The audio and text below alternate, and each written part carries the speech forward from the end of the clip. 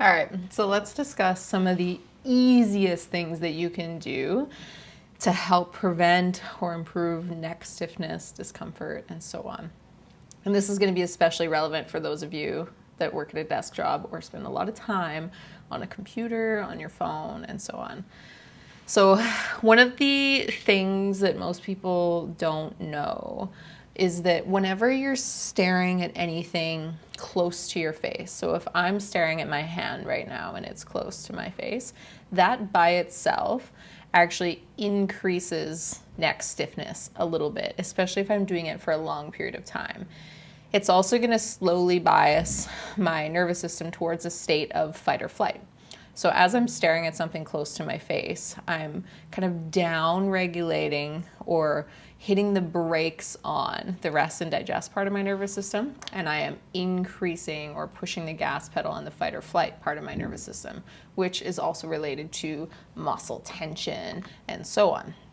And it's also related to a slight change in breathing. So when I'm staring at something close to my face, it's also gonna often, again, not always, but the trend that I've noticed is that it'll also ask you or kind of induce a little more activity in your neck when you're breathing, which again is often what happens in a state of fight or flight.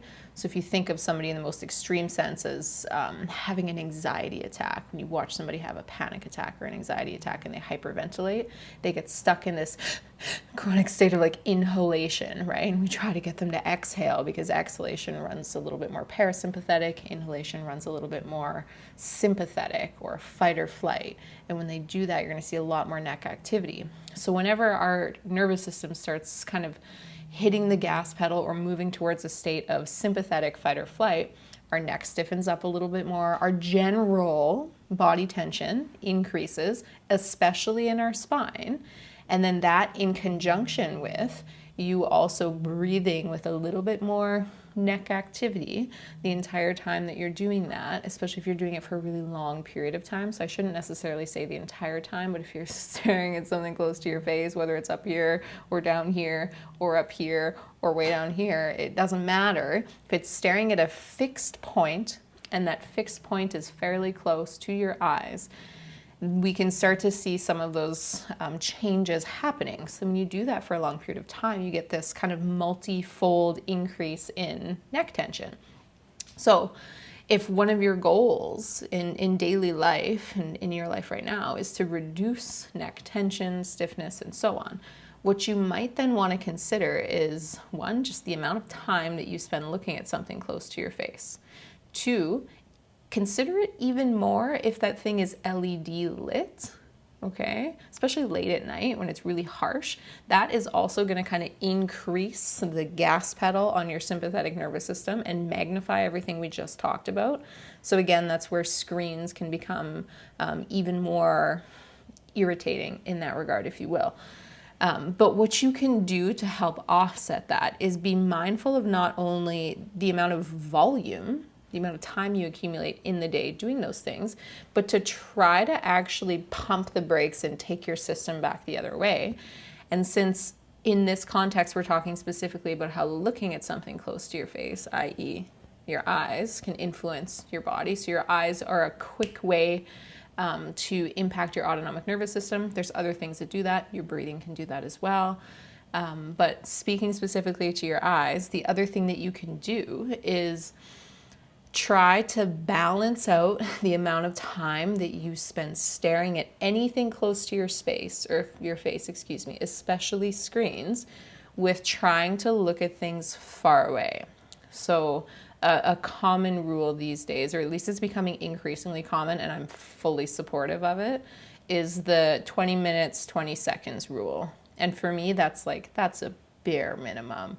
But I'm also somebody that's very visually driven with my history of many, many, many concussions, so 14 too many, which impacted my eyes, right? So I notice these things to an extreme degree, or probably more than like the average person is going to, but it's baked into all of our physiology as humans. So it's something everybody should consider, but especially those of us with convergence issues and things like that. So When you look at something far away, your eye muscles actually have to relax and let go. Whereas when I'm looking at something close to my face, my eye muscles kind of have to contract. And so for me, when I was in a chronic state of flare-up post-concussion, I could literally feel my eye muscles like contracting when I would be looking at something close to me, and I'd get this pressure build up in my eyes. And when I look at something far away, I could actually feel my eye muscles starting to try to at least relax a little bit.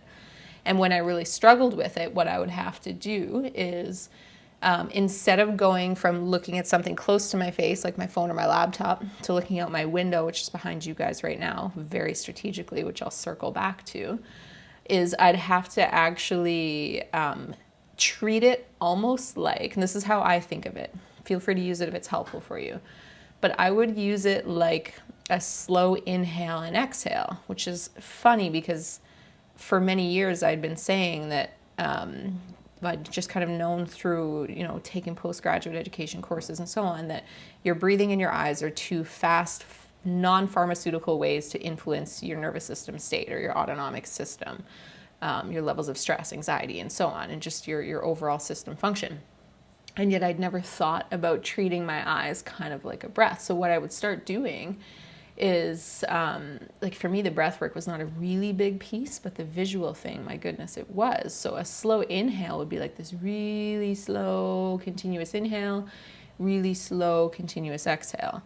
So I started kind of treating my eyes like that, where I'd very slowly and in kind of a semi-smooth manner as best I could, look at things that were further and further and further and further and further from me. And then I'd slowly bring it back in so that I could almost kind of visualize my eye muscles slowly relaxing a little bit more, a little bit more, a little bit more, a little bit more, and then kind of contracting, contracting, contracting, contracting, contracting. And then I just slowly kind of work my way out and work my way in, finding points out my window that were a little further and a little further and a little further and a little further away. And like I said, that's kind of like my slow inhale and exhale. And you could even pair that with inhale and exhale if you'd like, and you'd probably see even more benefit from a neck perspective or a autonomic or regulation perspective, which immediately influences your neck. So in the most simple sense, like I said, 20 minutes of screen time, try to spend 20 seconds just looking at something far away, and many of you are going to get a benefit from that alone. Your eyes are going to relax. You might actually give your neck, your nervous system, etc., an opportunity to relax. General spine tension might come down a little bit. Stress levels, anxiety levels are probably going to come down a little bit too, which, let's be real, everybody would benefit from that these days. Or if you really struggle or you just want to try, like I said, you can kind of practice this slowly finding things that are further and further away and then reeling it back in. And like I said, 20 seconds is a minimum for me. I would do it for more like 2 minutes. Or sometimes I would actually get up and go outside and get what I would call optic flow, which is one of the things I also found most helpful for me too, which is get outside, go for a walk. Don't stare at my phone. Just notice all the things going by me. Very different than walking on a treadmill where you're staying still in space and nothing around you is moving.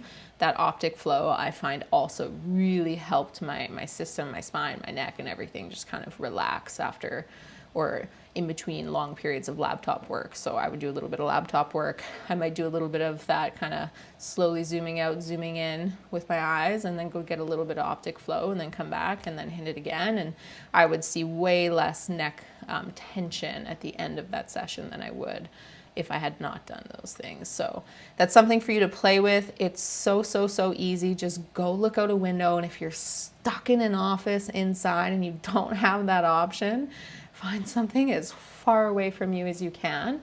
And instead of looking at a single point on that thing, try to just literally practice and just let your eyes relax and try to take in as much of like your periphery on both sides as you can. And that'll help your eyes relax, which, silly, which, like I said, will benefit your neck as well. It's not to say it's going to fix all of your issues, but it'll take you a step in the right direction, and it'll help reduce the insult that we do accumulate when we're staring at things close to our face for extended periods of time, because doing that is out of alignment with trying to reduce neck tension, because those things will cause neck tension. So just be aware of it.